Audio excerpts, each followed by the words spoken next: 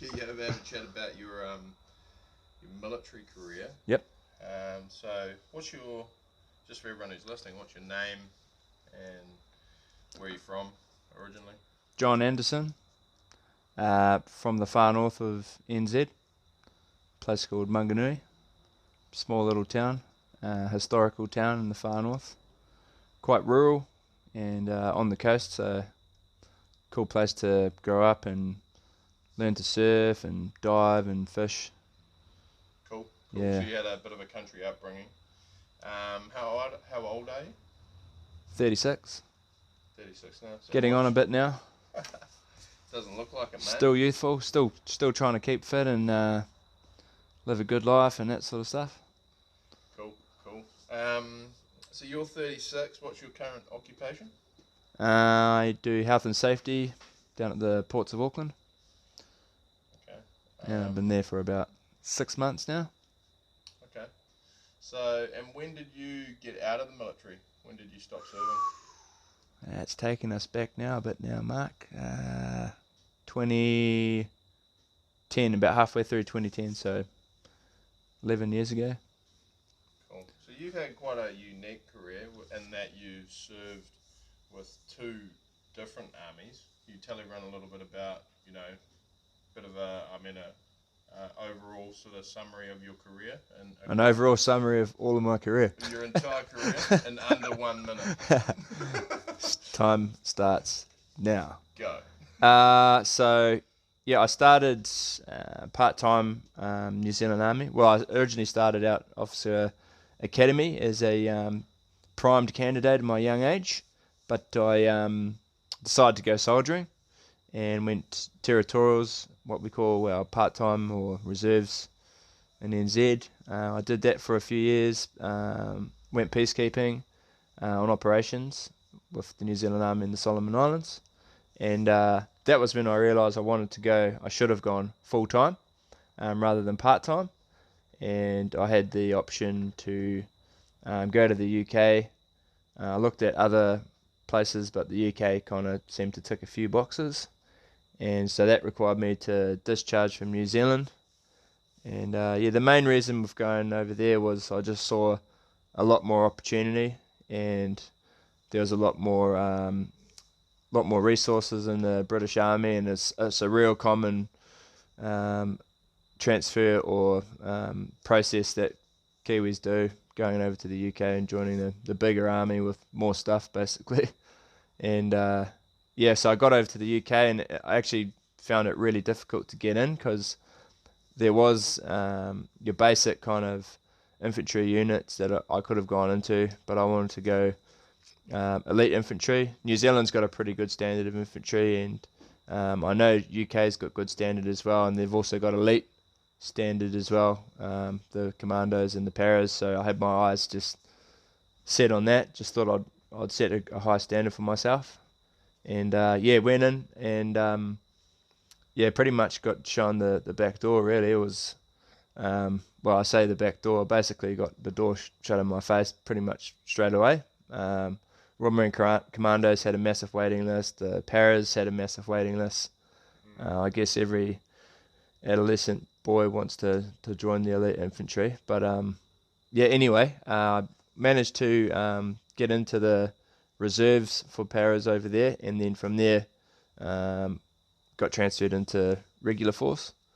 And nice. So from there, you've told me a bit of a tale actually. Yeah, it was a bit of opportunity, and so you had a little bit of luck in the way that you got signed up. It sort of all happened in a moment, eh? You were telling me that story. Could you share that story? Yeah, so I was I'd almost given up on getting into the army, and I was looking at my options again, contemplating French Foreign Legion, which I knew was on the table for pretty much anyone.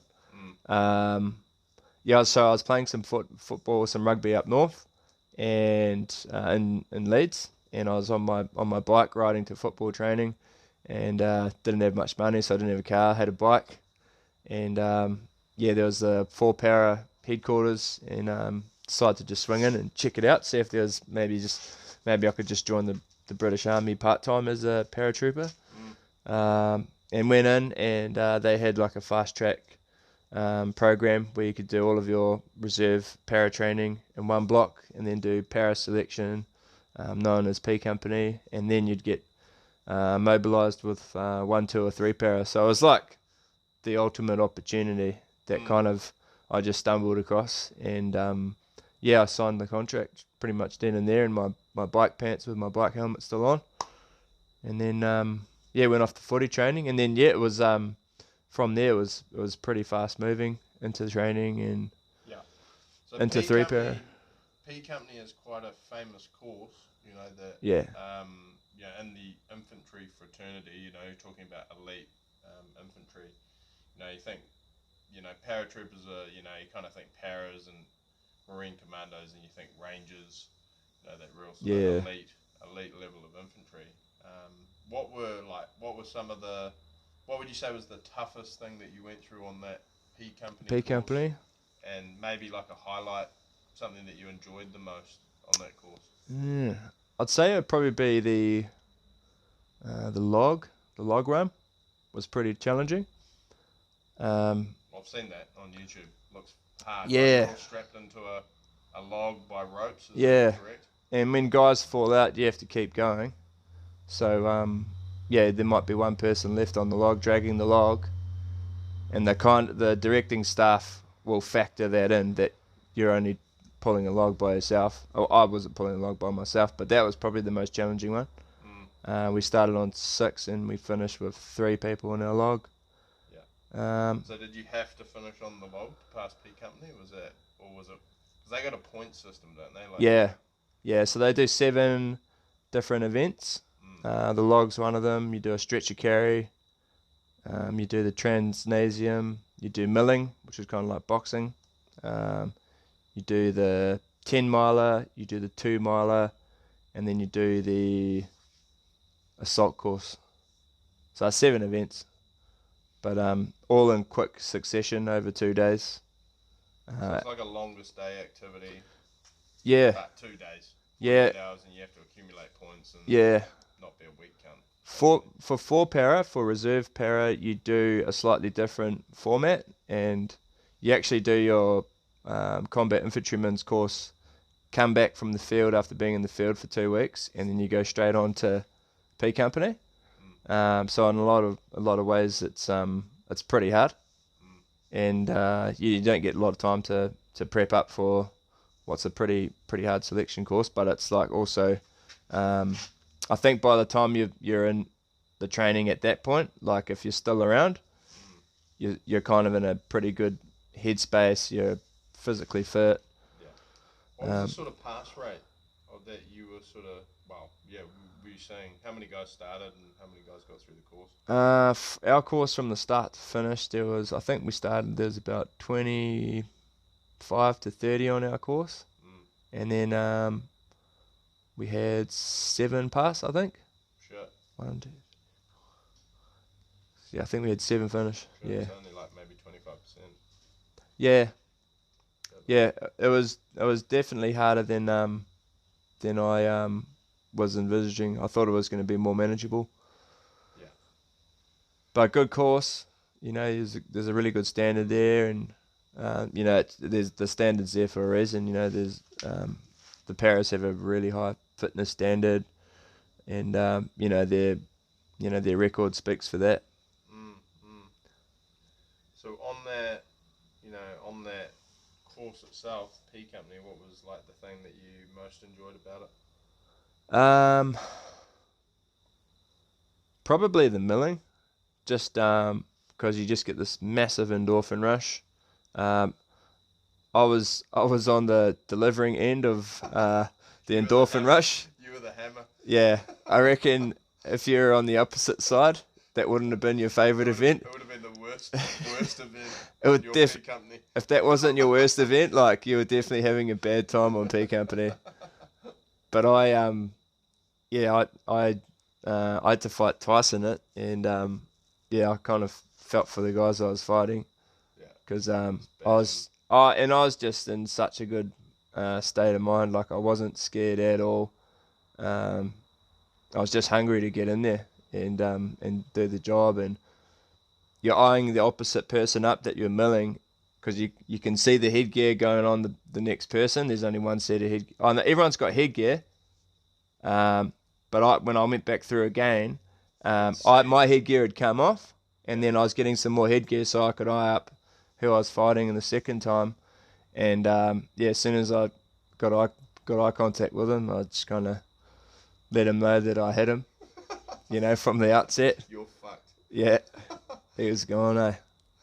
And he was actually a good dude, so I felt a bit bad, but fuck, you can't get too personal, eh? You're not there to make friends. And it's all just, I think it's part of the culture as well, with kind of, I know with the paras, they're so relaxed that a fight's just like nothing, Probably one of the only units in the world where people have a fight and don't take it personally, and then next thing, 2 seconds later they're having a beer in the pub and it's forgotten about. Okay, so there's a real fighting culture in the paras. Yeah, it's probably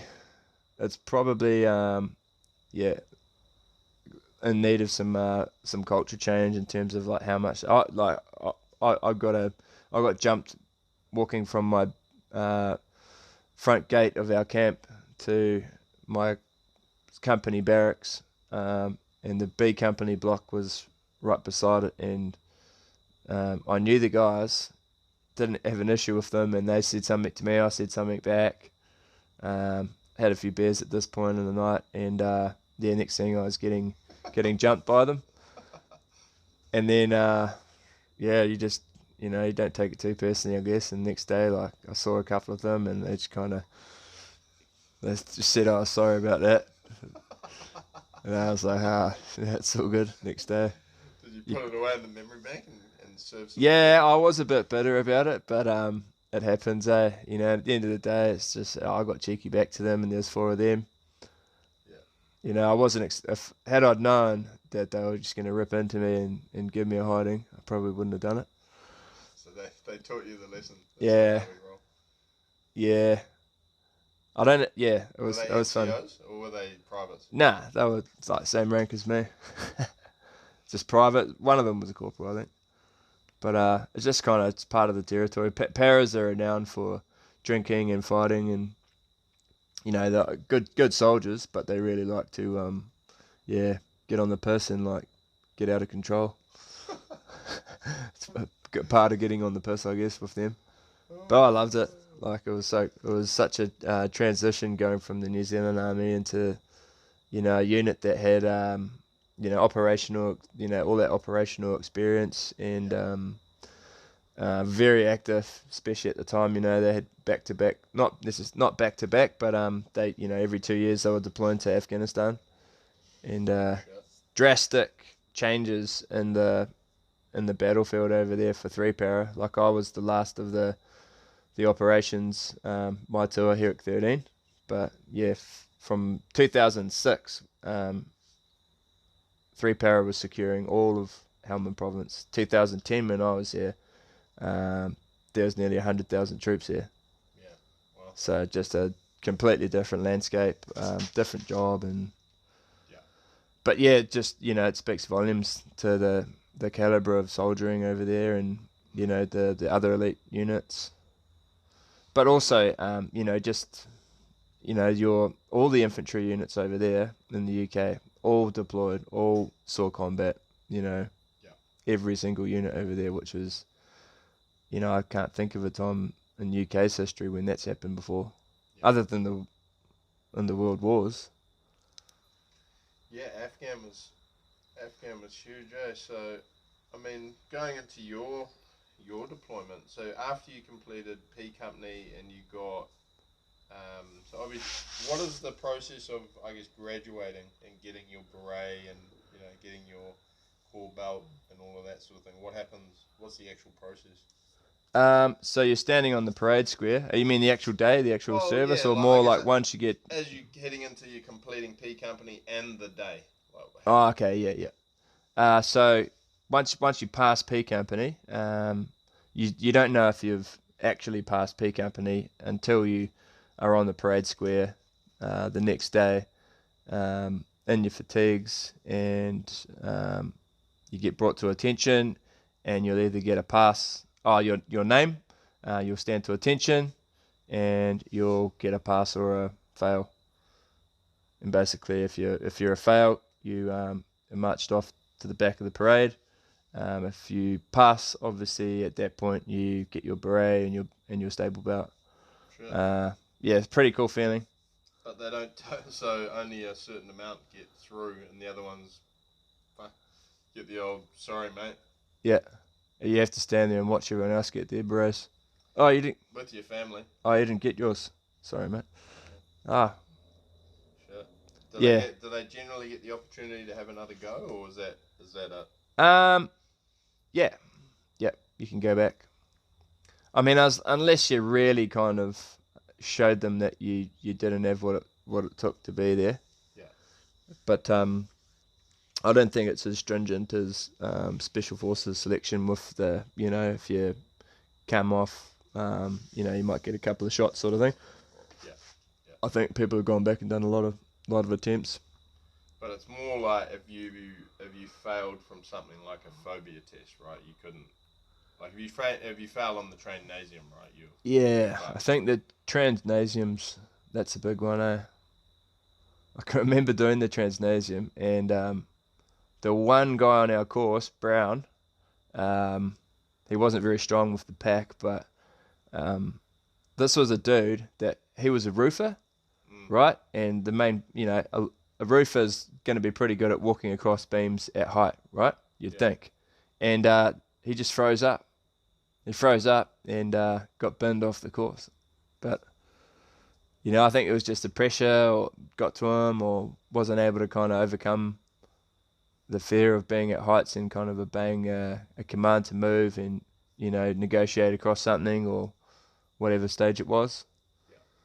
I nearly bricked it on the 70-foot high bar, and the DS said, "You're going to fucking fail," as I was up on the high bar because I was shaking and I couldn't get my balance. Yeah. And then I just looked at him with my eyes, and I just told him to get fucked with my eyes, and then just negotiated across. And there's 2 bars, and then there's a crossbar in the middle. Yeah. That's like you have to like get to it and then like shimmy over it. Yeah. And like you're probably, I think you're about 6 meters high at that point from the top platform, but the top platform's only like 3 or 4 meters wide, a square, and that's probably about 60 foot high. Yeah. So all up, I think the Transnasium's like 70 foot. Is there any safety in that area? Nah. So the platform's the safety to stop you. Like, you're going to fall onto the platform, but it creates the illusion that you're 70 foot high, which you are, but you're falling, 20 foot instead of 70 onto the platform. But is that platform below you definitely going to get you? Yeah, unless you leapt off the bars. If you leapt off, then you're going to die, But people don't leap off, they just sort of fall off. Yeah. Yeah, you're definitely failing if you leap off. You're failing P company. You're failing life. Yeah, you're going to die, The worst thing you'd know before you died was that you failed P company, Did you see any bad injuries or anything on that Transnasium, or any falls, or hear of any sort of horrific incidents? There was a guy that fell off the high bar and fucked himself up pretty bad, and had to get amboed off. There's ambos there. On your course? Yeah. And then lots of people just going down with kind of heat exhaustion and stuff on the 10 miler. Yeah, but there was the injury rates. It was more just if you couldn't keep up with the pace on those. We had a real strong group of guys that we went through with, and we were combined with all the other arms going through. I think they called it All Arms P Company, which is where you had all your engineers going through as well, and because the P Company is airborne selection, so you get all your other units, your artillery, your engineers, your medics, and so we did it with them. But I think what made it more difficult for us was the fact that we did combat infantryman's course. But as well as that, like when we finished the 2 miler, the DS was in front, and the next 4 guys behind the DS was the 4 guys that I deployed to Afghan with that I'm good mates with. So all 4 of us, 4 abreast. So me, Stu Chamberlain, Jeremy Clarkson, and Dave Patrick were all in a row of 4, like right up the DS's ass. Like, is this all you got, basically? Yeah. So we crushed our 2 miler, we crushed our stretcher carry. Yeah, so going through with a bunch of guys that we trained together with and did our training with was really cool. And then deploying with those same guys as well.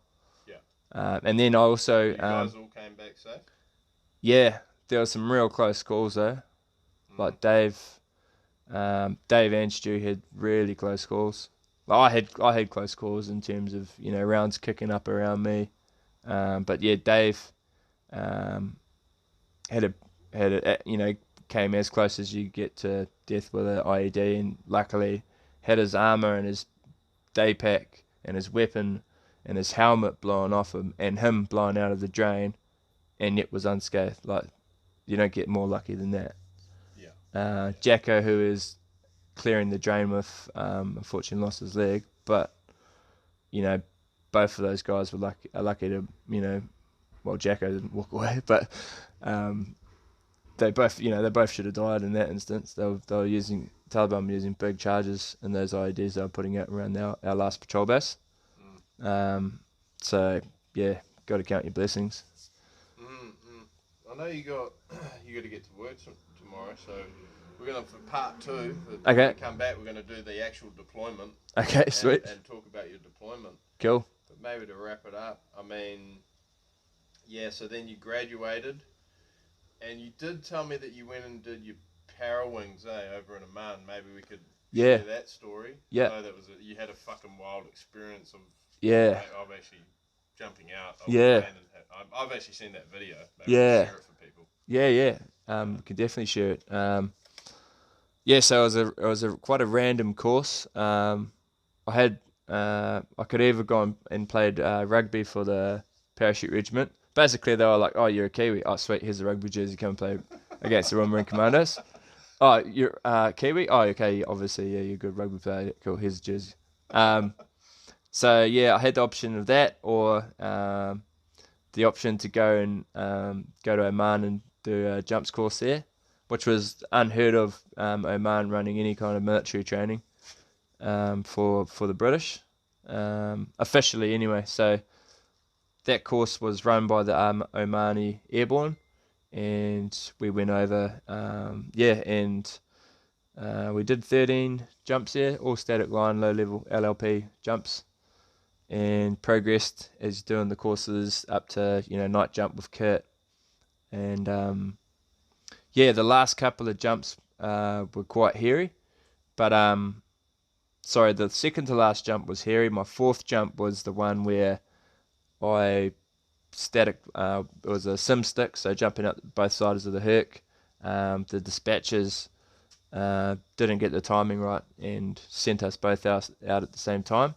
And the guy that got tangled in my chute, he'd had twists as he came out, so his body was rotating as he came out, and that causes twists all through your chutes. Your chute was still open, but you won't have any control.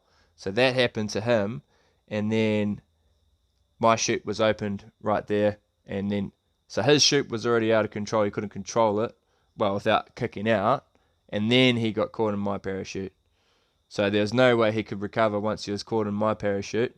And then they call them Estils, so his chute was over the top of mine and started deflating, and he slid down my rigging lines, and then his chute would reinflate, and so it was it was quite a hairy experience. I was trying to tell him to relax, but he couldn't really understand English because he was Omani, which added complications to it. But yeah, I just pulled on my risers, and I could at least control my chute enough to keep my chute out of the way of his. And once he had slid down my rigging lines enough, it was just a matter of just taking us down. I had faith in the rigging lines. They're pretty strong. I knew the instructor had said these rigging lines are really strong. They can carry a lot of weight. So I just thought, well, if they can carry a lot of weight, surely they can carry some tension being pulled out to the side and wrapped up around some idiot Omani's boots that has followed his fucking drills, right? Yeah. And I actually got a soft... Yeah. He actually took some of my weight, though. As I landed, I had a way softer landing. And I was like, Did you land on him? That would have been the optimum. Yeah, on his little pillow. On his face with my ass. But basically, I landed and then just checked out if he was all right, and he was just nodded and gave me a thumbs up. And then, I just realised I had the camera on too, and it was the one time I did a jump with the camera. So, that was pretty cool. Pretty cool to get that on camera. He was having a freak out, from what I recall. He couldn't. I mean, as you would, like, you've gone into another, you've entangled. Your parachute's not fucking catching air or inflating, and he was flapping. Yeah, big time. And so he was trying to deploy his reserve chute, but he couldn't manage to get it to deploy for some reason. I don't know why. And I think if he had deployed it, because his chute was still up, I think that would have just made things more complicated. But I think that probably in that instant would have been the right thing to do. You can probably deploy a chute into another chute. I wouldn't, it's just going to form up in front of it and just collect air in front of it, I'd say. I don't know. It's an interesting one, but I get his logic of trying to deploy his reserve. But well, you live to tell the tale. That's right. Got a cool war story. Got a cool bit of footage there, and that actually wasn't the craziest jump, funnily enough, over there. The second to last jump, the Omanis are not the best planners. They tend to rely a bit more on Allah with their planning process, and less on their skills as actual soldiers and NCOs and officers. So they've got this ceremonial ground, and it's just full of boulders, and that was where we were going to do our last couple of jumps. We had a practice jump and then the main jump, and there's some funny stories. Yeah, so boulders, DZ, first one, like DZ, not good, boulders on it. Okay, not a good DZ, so fail there. And then we jumped in, got in the plane, and we're in the Herc, all geared up, ready to go. Lights getting ready, waiting for our wind indication. And then we had a wind indication given, and it was way over the limit in the UK. Like, I think that the no jump limit, I think it's like 14 knots in the UK maybe. Anyway, it was like 18 knots. He did an 8, and we're like, okay. And then he did like a 10, and we're like, oh shit, okay, we're not jumping. And then he gives us 2 minutes to jump. So we're just like 2 minutes. So we're just like 10, 8, 18 knots. Okay, not jumping. 2 minutes. Oh, okay. All right. Now, also adding to this was the fact that they give you these little, just like mock rifles, like rifles for jumping. That there's no working bolts in them. They're just welded up, and just to simulate having a rifle strapped to your Bergen or your pack. And they ran out of them on the course, and so all they had for me was a GPMG, like massive, like 13 kilo fucking machine gun. So they gave me that, and then also in the UK, if you're over 90 kilos, you don't jump with any weight. You just jump with your body weight, because it's to kind of reduce the risk of you injuring yourself. Not an Oman. Everyone gets the blue bit of rubber, the black bit of rubber, which weighs like 20 kilos. So I had a bit of rubber, 20 kilo bit of rubber, and then I had my GPMG. So I was 32 kgs plus my body weight. So I was real fucking heavy, like the heaviest guy on the course with all this weight. And so that was that as well. So high wind speed, I was real fucking heavy, boulders on the drop zone, like basically fucking recipe to get fucked up on your landing, right? and jumped out. I was fourth out and jumped out, and by the time my chute opened, I just remembered like my chute opened, and I was like 50 meters below the first guy that jumped out, whose chute was open, and he was like just looking down at me, and I was like flipped him the bird, and I was like fuck, and looked down at the ground, which was just rushing up on me. Like I looked at the guy, I looked down, and the ground was already like coming up, and yeah, I was coming down as fast as I was getting carried across by the high wind speed, and just all these boulders just rushing at me. And yeah, so I dropped the pack, and the pack's on like a 10-meter line, which is meant to slow you down because it hits, and then your momentum should slow down a bit. Yeah. Didn't slow me down. I had that much speed, so I dropped it, and yeah, I was pretty much coming in real hot on the side. Tried to do a nice landing, hit real hard, spun around, whacked my helmet, split the back of my helmet, and then kind of got a bit dazed, and then kind of came to, getting just kind of dragged across the rubble, and then let my chute go, and then packed it up, and yeah, I was pretty messed up. Ran in, and I was the last person to form up, and it is what it is. But that was definitely, I think that was a hairier jump than the jump with the parachute, based on the fact that, you know, you shouldn't have been jumping in that environment.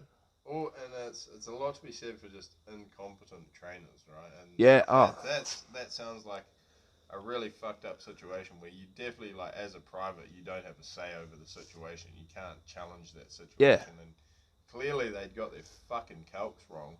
Yeah. Over how much weight you should have been carrying. Yeah. And they didn't have the SOPs to drop the rubber, and oh man, no. what a fucking nightmare. And it was all like, and then you look at a military that does have a good jump school, like the UK's had over 100,000 people get their wings since World War II, and not a single person's died. And when we turned up to Oman, the week before, one of their special forces guys had died, you know? And then they take us in, before we do our jumps, they take us into the parachuting, like, packing room, and there's guys dancing to their Arabic fucking music, smoking cigarettes, civilians in there, packing parachutes, smoking, and, like, dancing to the music and shit, packing our fucking parachutes. Oh my god. Yeah. So we had to go back to the UK after we passed the Oman course and do the full British jumps course. We only had to do 3 jumps to get our quals because we'd done enough jumps in Oman. But basically, the British jump instructor that came over to just watch the entire course was not. He obviously wasn't impressed with it, and he didn't award us British jump wings for that course. Yeah. We had to go back and do the British conversion. I don't know if that was always the plan, or if we had to go and just show that we had learned to do it. But yeah, certainly a military that has some room for improvement. Yeah, man, is for sure. Good bunch of guys, but yeah, you know, the standards you accept for yourself, you know. Tidy up the Allah is definitely not going to help you on the battlefield. Well, maybe he will, but don't rely on him to, like, cover you, you know, or, like, sort your stoppage out on your weapon, or, like, make sure your parachute's fucking good, you know. Wicked, man. Thanks for sharing that, man, and I'm looking forward to hearing all about your deployment in part 2, man. It's gonna be wicked. Yeah, sweet.